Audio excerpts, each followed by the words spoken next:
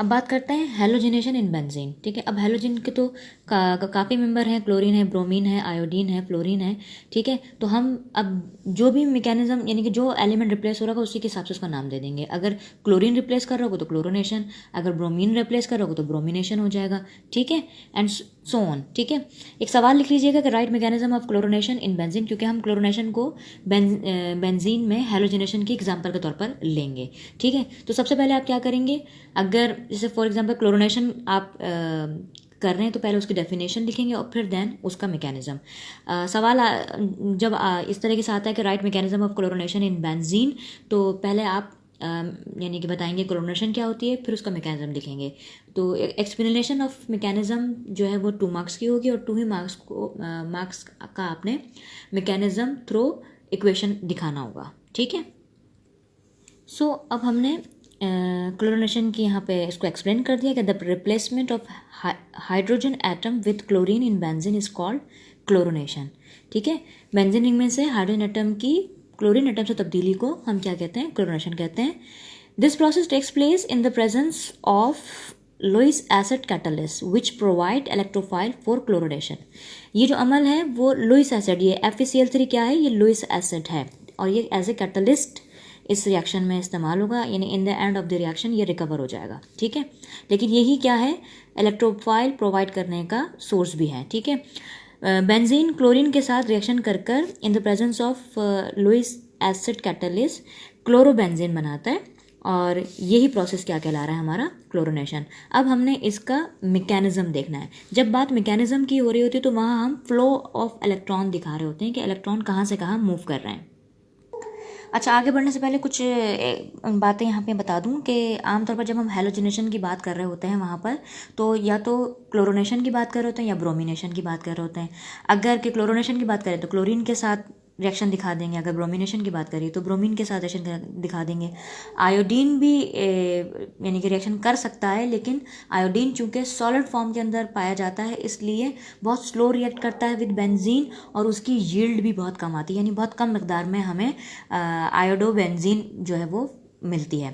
अच्छा, फ्लोरीन जो है वो बहुत रिएक्टिव होता है बहुत, और उसका जो रिएक्शन होता है बेंजीन के साथ वो अनकंट्रोलेबल होता है, इसलिए उसको भी हम डिस्कस नहीं कर रहे होते हैं आमतौर पर। तो ज़्यादातर जो हेलोजिनेशन में हम डिस्कस कर रहे होते हैं या तो वो क्लोरोनेशन को डिस्कस कर रहे होते हैं या फिर ब्रोमिनेशन को। ठीक है जी, अब भाई मैकेनिज्म देखेंगे, मैकेनिज्म ऑफ क्लोरोनेशन। इसके स्टेप्स हैं कुछ, तो स्टेप 1 इसका क्या है, फॉर्मेशन ऑफ इलेक्ट्रोफाइल।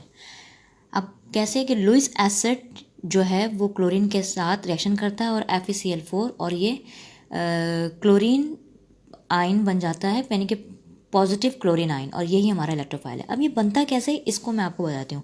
ये क्या कहला रहा है, लुईस एसिड। ये लुईस एसिड है अकॉर्डिंग टू, जब हमने एसिड बेस्ड डेफिनेशंस पढ़ी थी, थ्योरीज पढ़ी थी, तो वहाँ पर एक लुईस की थ्योरी भी पढ़ी थी। तो लुईस के अकॉर्डिंग दो substances which accept pair of electron are called acids. तो ये इस क्योंकि FeCl3 क्या करता है, पेयर ऑफ इलेक्ट्रॉन को एक्सेप्ट करता है, इसलिए ये क्या है, ये एसिड है।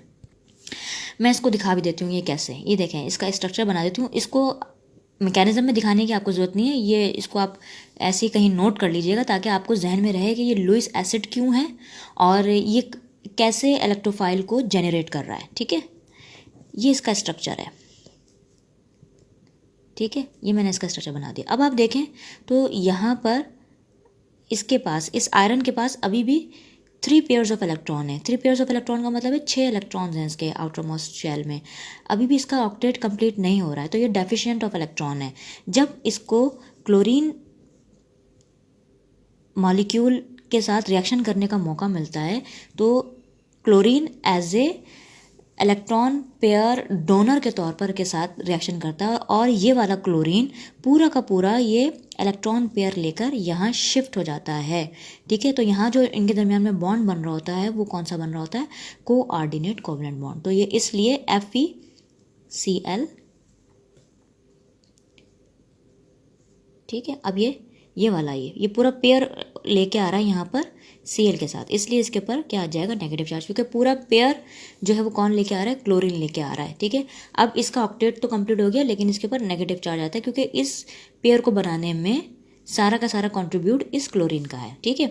अच्छा, जब ये पेयर ऑफ इलेक्ट्रॉन लेके निकल गया यहाँ से, तो अब यहाँ सिर्फ क्या बचा, क्लोरीन, वो भी डेफिशिएंसी के साथ, यानी इसके पास तो इलेक्ट्रॉन बच रहा ही नहीं, इसका इलेक्ट्रॉन भी इस ये वाला क्लोरीन लेके चला गया, तो इसलिए अब ये क्या बन गया, क्लोरीन विथ पॉजिटिव आयन, यानी कि अब ये डेफिशिएंट है और यही हमारा क्या है, इलेक्ट्रोफाइल।